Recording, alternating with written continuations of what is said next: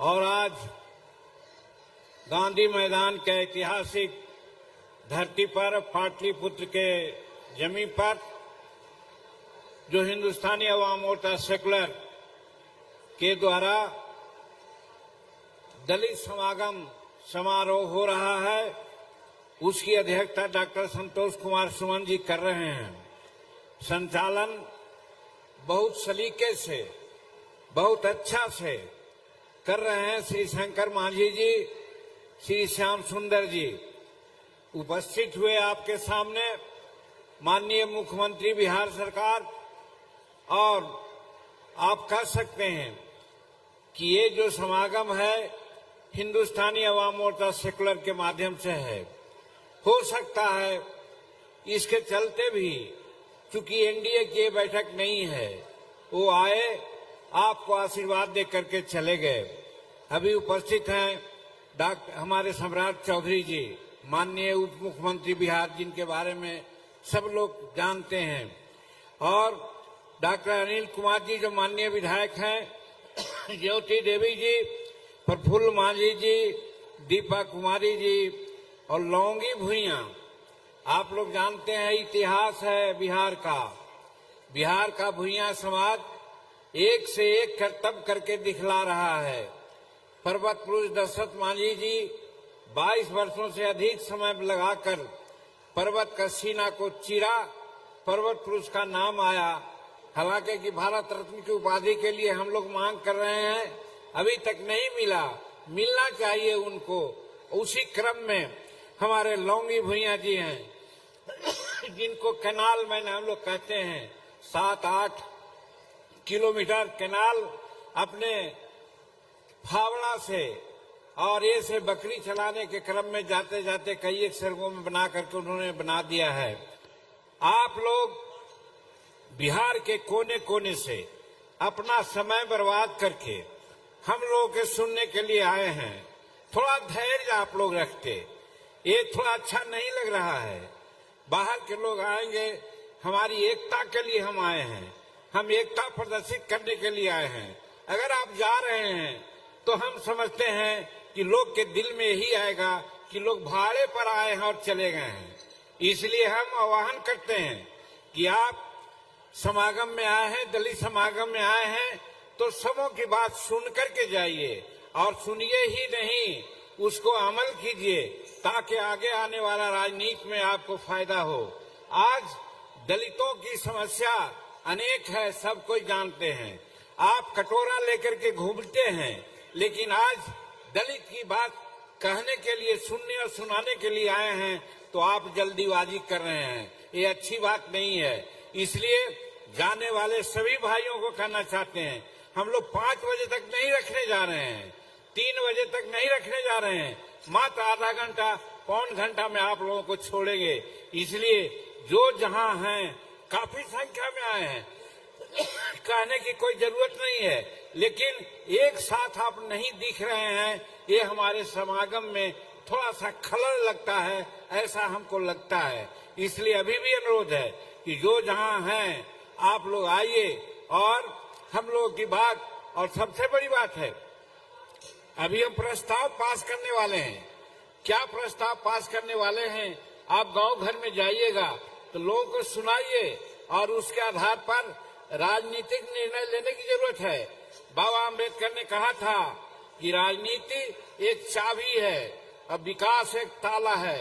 यदि चाबी आप हाथ में नहीं लीजिएगा तो ताला नहीं खुलेगा। आज तक यही स्थिति है आपकी।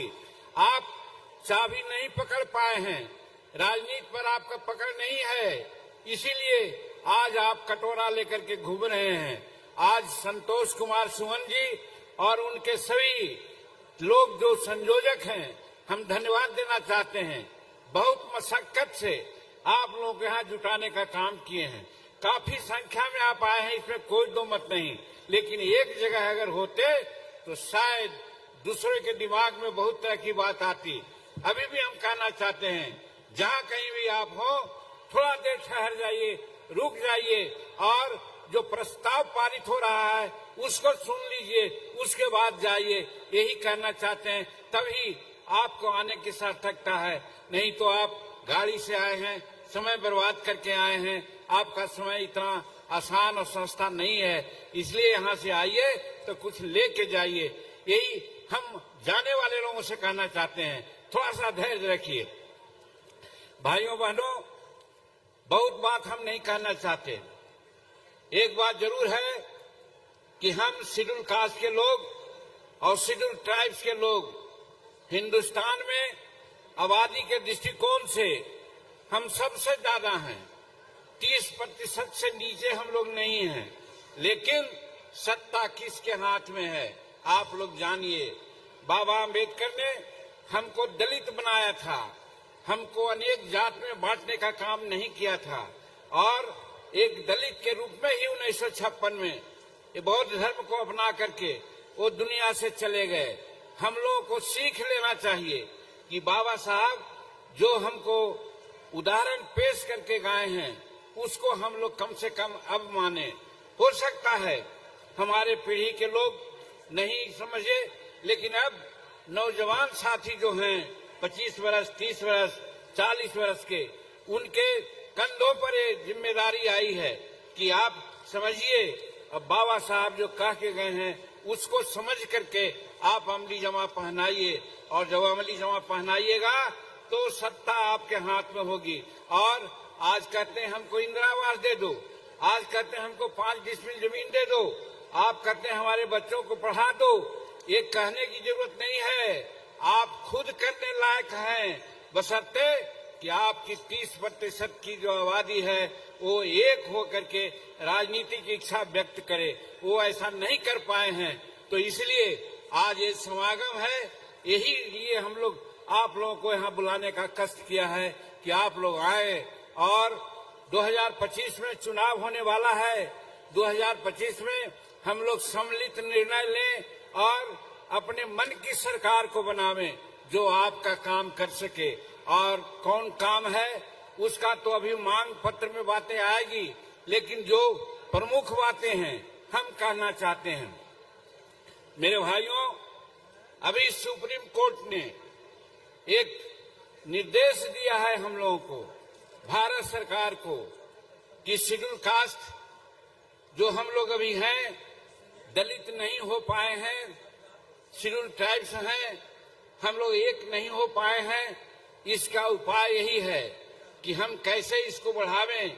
इसके लिए उन्होंने कहा है कि समाज में वर्गीकरण होना चाहिए, और वर्गीकरण का कुछ राज्यों ने फॉलो किया है, लेकिन हम कहना चाहते हैं, हमारा एक थीसिस है और ये बिहार सरकार के संचिकाओं में भी लिखी हुई बात है कि हमने कहा है कि बाबा साहब को हम मानने वाले हैं। बाबा साहब ने कहा था हमारा गरीबी का मानदंड ये नहीं है कि हम भूखे हैं, हमारे गरीबी का मानदंड ये है कि हम अंगूठा छाप हैं, हम पढ़े लिखे लोग नहीं हैं। इसलिए बाबा आम्बेडकर साहब ने कहा था कि जो पढ़ेगा वो गरजेगा, इसलिए कि पढ़ाई और शिक्षा शेरनी का दूध है, जो दूध पिएगा वो गरजेगा। हम लोगों को आज दूध नहीं मिल रहा है, पढ़ाई ठीक से नहीं हो रही है, इसकी जरूरत है। इसीलिए हमारा बाबा साहब ने कहा, और आज जो वर्गीकरण का मामला है, आज हमारे समाज में जनरल समाज 80-85% साक्षर हो गया है। हमारा शेड्यूल कास्ट का समाज 30%, 32% के आसपास हो गया है साक्षर।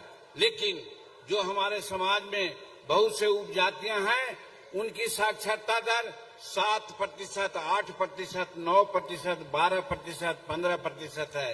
वो अभी उन्नति के आधुनिक युग के दृष्टि को देखने में बहुत पीछे हैं।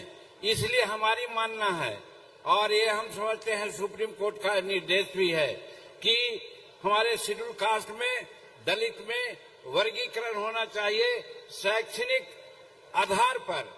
हम तो करना चाहते हैं कि जब हमारा 32% शैक्षणिक आधार है तो 20% मान लीजिए कि जो 20% तक जो समाज साक्षर है और उससे नीचे है उसको एक कैटेगरी में रखिए, और उसका जितना लोग है उसकी जो प्रतिशत है वो प्रतिशत को जोड़ करके आप अलग करके उसको आरक्षण दीजिए तो हमारा विकास हो सकता है।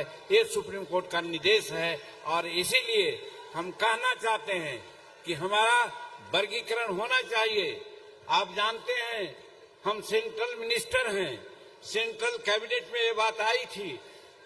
हमने प्रधानमंत्री के सामने भी ये बात की चर्चा की थी कि हमारे बहुत लोग ऐसे हैं जो कम हैं, बहुत लोग ऐसे हैं जो पढ़े लिखे नहीं हैं। आखिर 78 साल आजादी के हो गए तो कब ये आगे बढ़ेंगे। इसलिए महोदय वर्गीकरण तो कीजिए ही, और वर्गीकरण का आधार आप शैक्षणिक आधार बनाइए जो 20% या उससे नीचे जिसकी साक्षरता दर है, जिस समाज का है, सबको एक कैटेगरी में रख करके उसकी जनसंख्या के आलोक में आप आरक्षण दीजिए, हम आगे बढ़ जाएंगे। और 20% से ऊपर जिनकी साक्षरता दर है उनकी जनसंख्या के आलोक में उनको आप आरक्षण दे दीजिए, वो भी आगे बढ़ेंगे। हम दोनों के हिमायती हैं। तो आज हम लोग यही संकल्प लेने के लिए आए हैं कि समाज में हमारे शेड्यूल कास्ट में वर्गीकरण होना चाहिए। आज के मीटिंग और समागम का यही उद्देश्य है। दूसरी बात हम कहना चाहते हैं मेरे भाइयों कि हम मुख्यमंत्री के काल में बहुत से ऐसा निर्णय लिए थे जिसको पूरा किया जाना है। सम्राट चौधरी जी हमारे उदितमान उप मुख्यमंत्री यहाँ पर हैं, हम सुनते हैं इनका एक काम था, हमारे मंत्रिमंडल में थे। आज भले लोग ढोल पीट गए, लेकिन आज बिहार में मेट्रो का कंसेप्ट सम्राट चौधरी का था। इन्हीं को आदेश हमने दिया था, दिल्ली जाकर के इन्होंने ही कंसेप्ट बनाया था और आज बिहार में मेट्रो बन रहा है। तो ऐसे प्रगतिशील आदमी हैं। हम कहना चाहते हैं कि आज सरकार जो काम हम लोग के लिए कर रही है उसमें तब्दीली देने की जरूरत है। आज हमारी बच्चियां हैं, नारी को कहा जाता है कि वो सबसे पिछड़ा है। हम कहना चाहते हैं हम अपने समय काल में नारियों को, बच्चियों को, चाहे जिस समाज का रहे, बच्चा क्लास से पोस्ट ग्रेजुएट तक के पढ़ाई हमने फ्री कर दिया था। लेकिन आज जो डेफिसिट ग्रांट होता है वो डेफिसिट ग्रांट नहीं मिलता है। सम्राट चौधरी जी और संतोष कुमार जी आप लोग मंत्रिमंडल में हैं, अब माननीय मुख्यमंत्री जी सही दिल के आदमी हैं, उनको अगर ठीक से आप समझा दीजिएगा तो जितनी बच्चियां आज रोती हैं गरीब की, 4 साल पढ़ाई होती है, परीक्षा के समय में वो पैसा नहीं दे पाती, उनका सर्टिफिकेट जमा होता है और वो घर पर जाके बैठ जाती हैं। वैसे बच्चियों के लिए आप डेफिसिट ग्रांट दिलवाइए। और हम तो यहाँ करना चाहते हैं साधारण शिक्षा अलग है, प्रोफेशनल शिक्षा में भी बच्चियों को आप फ्री पढ़ाई करवाने का निर्णय दिलवाइए। हम समझते हैं ये बच्चियों के लिए बड़ी बात हो जाएगी। हम कहना चाहते हैं ये बात आज के इस ये में आना चाहिए। दूसरी बात मेरे भाइयों, बड़ी चर्चा है, सब लोग कहता है शेड्यूल कास्ट के लोग बड़ी आगे बढ़ गया है। हम कहना चाहते हैं क्लास 4 की बात छोड़ दीजिए, क्लास 3 की भी बात छोड़ दीजिए, क्लास 2 और क्लास 1 का बिहार सरकार सेंसस करा ले। सम्राट जी कहे कि क्लास 1 और क्लास 2 में शेड्यूल कास्ट के जो उपजातियां हैं उनका कितना प्रतिशत है, और अगर प्रतिशत है और नहीं है जिसका, उसको उसी तरह से रिजर्वेशन दे करके उसको भी आगे बढ़ाने का काम करे। तब हम समझते हैं हमारे नीचे वाले लोगों को भी आगे बढ़ने की बात होगी। तो इसलिए इस पर भी ध्यान दिया जाना चाहिए। हम यहाँ हमारे जब हम 18 जाति की बात करते हैं तो केंद्र में सफाई कर्मचारी आयोग है, अन्य राज्यों में भी है, लेकिन बिहार में क्यों नहीं है सफाई कर्मचारी आयोग? हम मुख्यमंत्री थे, मसौदा हम लाने का काम किया था, वो मसौदा कहाँ रखा गया? हम कहना चाहते हैं, माननीय मुख्यमंत्री जी सुन रहे होंगे, नहीं तो उनको सुनाएगा लोग, कि राज्य में अन्य राज्यों की भांति, केंद्र सरकार के भांति सफाई कर्मचारी आयोग का गठन किया जाए। ये आज ही समागम की मांग है, ये हम कहना चाहते हैं। ये सब अभी प्रस्ताव में आएगा। तो इसी तरह से हम इस समागम के माध्यम से कहना चाहते हैं मेरे भाइयों कि आज राजनीति में एक होने की जरूरत है। अगर एक नहीं होइएगा तो ये 78 वर्ष में, जैसा पहले मैंने कहा कि हम लोग कटोरा लेकर के घूम रहे हैं, आगे भी घूमते रहिएगा। इसलिए 2025 के चुनाव में एक होकर के निर्णय लेने की जरूरत है।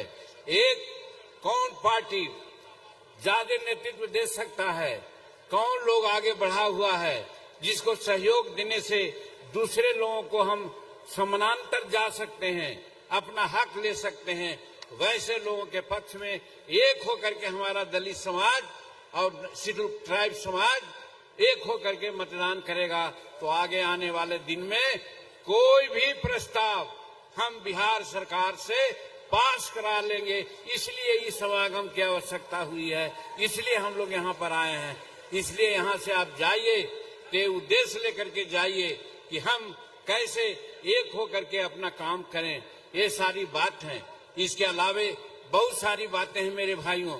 हम समझते हैं कि जैसे हमारे भूमिहीन लोग हैं, भूमिहीन में जब हम मुख्यमंत्री थे तो 5 डिसमिल जमीन देने का हमने कैबिनेट में पारित कराया है। आज भी वो है। दोनों मंत्री आप लोग यहाँ पर हैं, माननीय मुख्यमंत्री से भी कहना चाहते हैं कि बिहार में 5 डिसमिल जमीन, बास्केट जमीन का पर्चा नहीं मिल रही है। 1-2 जगह मिल रही है, बाकी जगह 3 डिसमिल लोग अपनाता है। क्यों? हम आज मांग करना चाहते हैं इस समागम के माध्यम से कि आप 5 डिसमिल जमीन हमारे शेड्यूल कास्ट के लोगों को आप दीजिए, बाकी जमीन का पर्चा दीजिए।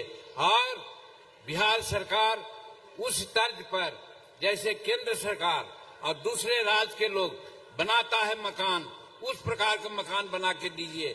यहाँ मकान बनाने की जो तरीका है बहुत गलत तरीका है। 1 कोठी बना देते हैं, 2 कोठी बना देते हैं, उससे काम नहीं चलता है।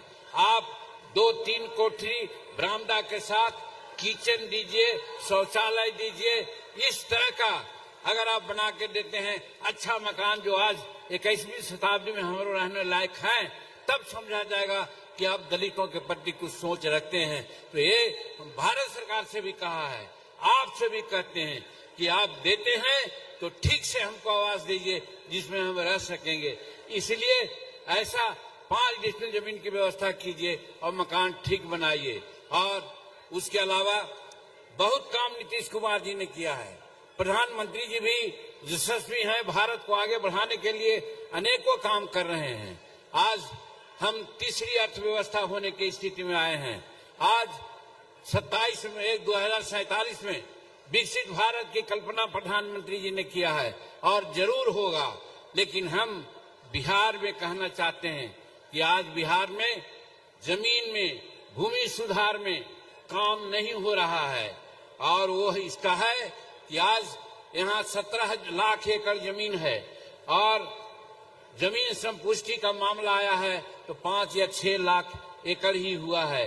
अगर सभी जमीनों का डिमांड संपुष्टि आप करा देते हैं और यहाँ के लोगों को बास देते हैं तो यहाँ 11 लाख या 12 लाख लोग हैं जिनको भूमि नहीं है। सबको 1-1 एकड़ जमीन मिल जाएगी। एक बात। और दूसरी बात महोदय कहना चाहते हैं, आपने जो भी जमीन दी है, चाहे बास्केट का दिया है या आप परमाना से दिया है, हमने असेंबली में भी कहा है, हमारे माननीय मुख्यमंत्री नहीं समझ सके, इसलिए कुछ उस समय नहीं कुछ बातें हुई। मैं कहना चाहता हूं कि आज जितने जमीन भी आप परमाना में दिया है, पर्चा में दिया है, 80% जमीन बेकब्जा में है, दूसरा लोग कब्जा कर लिया है। उसको अभियान चला करके आप छुड़वाइए, अतिक्रमण से हटाइए उन लोग को। ये काम आप कीजिए। ये हमारा समागम का ये है। हमारा गंदी बस्तियों में रहने वाले लोग हैं, उनका निवास की भी व्यवस्था किया जाए। इस तरह से अनेकों काम है जो आप कर सकते हैं। हम विशेष रूप में अपने समागम में आए हुए नौजवान साथियों को कहना चाहते हैं, हर संभव हर बात है। बाबा साहब ने कहा था, सुन लो मेरे अम्बेडकर भाई, अम्बेडकर जी को चाहने वाले, अम्बेडकर साहब ने कहा था बंटो, कोई चिंता नहीं, लेकिन अधिकार लेने के लिए एक हो जाओ, ये बाबा अम्बेडकर ने कहा था। आज उसकी जरूरत है, आज उसकी जरूरत है। आज बाबा साहब को तुम नहीं चाह रहे हो, भुला गए हो, इसके लिए आज 78 साल में भी कटोरा लेके घूम रहे हो। इसलिए बाबा अम्बेडकर साहब की वो बात कि आपस में बटे रहो, कोई बात नहीं, जुटने का प्रयास करो, लेकिन अधिकार जहाँ लेने का मामला हो वहाँ एक हो जाओ। जैसे आज दलित समागम के माध्यम से एक होने का प्रयास किया है, इसको चालू रखो, सत्ता तुम्हारे हाथ में आएगी, तुम जो चाहोगे करवा लोगे। यही आज का संदेश है। ऐसे बहुत सारी बातें हैं, समय हो गया है, ज्यादा रोकना नहीं चाहते हैं और प्रस्ताव भी आपके सामने आने वाला है। सिर्फ और सिर्फ एक ही बात कहते हैं कि बाबा साहब ने जो रास्ता दिखलाया है, संत रैदास जी ने कहा है कि जात पात पूछे नहीं कोई, हरि के भजय सो हरि के होई। हरि का भजन का मतलब जो काम करने वाला है, एक साथ भगवान को मानने वाला है, वो ही सब अच्छा होता है। इसलिए हम लोग एक होकर के काम करो। वर्क ही पूजा है, वर्क इज वर्शिप, सबने कहा है, और काम ही पूजा है। उसको निश्चिंतता से काम करके आगे बढ़ोगे तो हम समझते हैं हमारा तुम्हारा विकास संभव है। यही नौजवान साथियों को आज हम संदेश देना चाहते हैं और इस समागम का यही संदेश लेकर के जाओ कि 2025 का चुनाव में, क्योंकि पहले तक तो तुम बटा रहा। हमको ये याद आती है एक बात कि 4 गज 24 गिरा, अंगुल अष्ट प्रमाण, एते पर सुल्तान खड़ा है, मत चूको चौहान। और तबर बार चूका तो दुर्गति हुई देह की, देश की, अवर बार चूकोगे तो दुर्गति होगी देह की।